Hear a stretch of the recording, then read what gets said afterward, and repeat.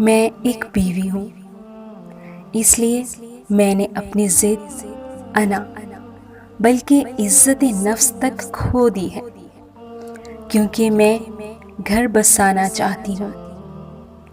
میں جب بیٹی تھی نا تو بہت ضدی تھی، انتہا کی انا پرست۔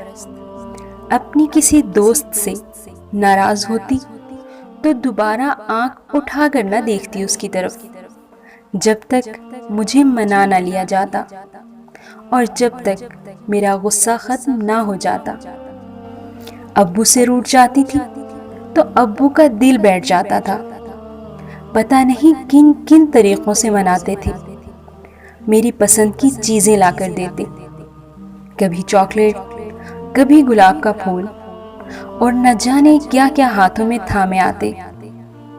امی سے روٹھ جاتی تھی تو امی پیچھے پیچھے پھرا کرتی، کھانا کھا لو میرا بیٹا، کھانا کھا لو۔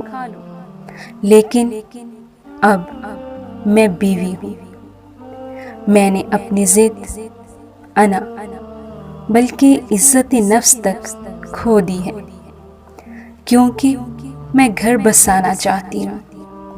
میں سب کام کرتی ہوں، اور جب تھک ہار کے بیٹھ جاتی ہوں تو بات بے بات میری تذلیل کی جاتی ہے، بلا وجہ ناراض ہوا جاتا ہے۔ میں صبح سے شام تک بیماری میں کچھ نہ بھی کھاؤں تو کوئی نہیں پوچھتا کہ تم نے آج کچھ کھایا یا کچھ کھاؤ گی۔ میں میکے ملنے جانے کی بات کروں تو سب کے منہ بن جاتے ہیں۔ میں جب تھک ٹوٹ کے رات کو بستر پر لیٹتی ہوں تو ماں تم بہت یاد آتی ہو۔ پاکستانی معاشرے میں ہر 5 میں سے 4 خواتین کی یہی کہانی ہے۔